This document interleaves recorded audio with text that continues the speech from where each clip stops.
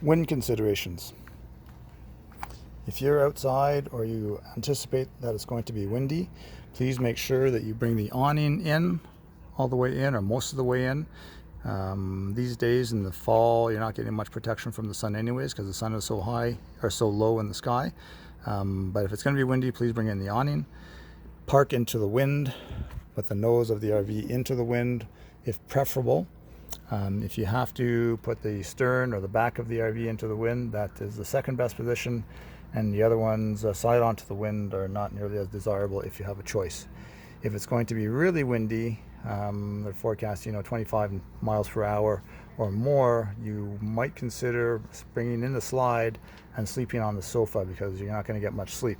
It's noisy back there with the topper flapping in the wind, and it potentially could cause damage to that little awning that goes above the slide out.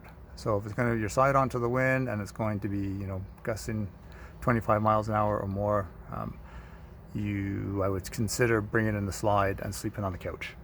And then the third thing is, if you are parked into the wind or even stern onto the wind, this door either needs to be closed or it needs to be secured with a bungee cord to the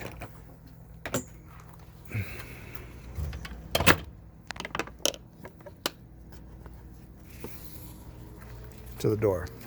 And the reason for this, so it hooks on right here over to here, and the reason is a big gust of wind comes along, the door is going to close almost all the way and then it's going to release. And without the bungee cord there, it's going to go out all the way and put stress on these struts. And obviously, if the wind is coming from behind you, that's pretty obvious that the wind's going to want to blow the door wide open, and again, that will break the strut off at the bottom. That is it for the wind. One last thing for the wind is if you have stuff outside, you might consider putting that stuff away. Chairs get blown over, tables get blown away.